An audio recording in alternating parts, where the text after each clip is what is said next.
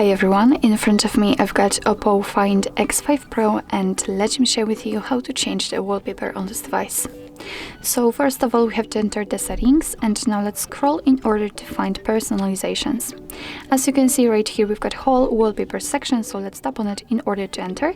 And as you can see here we've got some albums from which we can choose the wallpaper from. So here we've got some static wallpapers, live wallpapers and online wallpapers.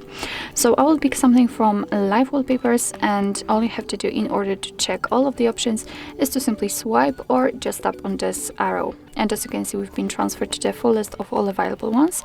And if you'd like to check the preview of the particular wallpaper, simply tap on it.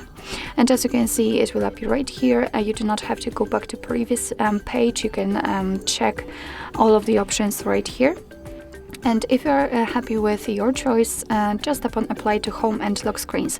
As you can see here we will not be able to pick where we want to set it, so we will have to set it on the home screen and lock screen at the same time. And it is a little bit different if you will pick the static wallpaper, so let me show you.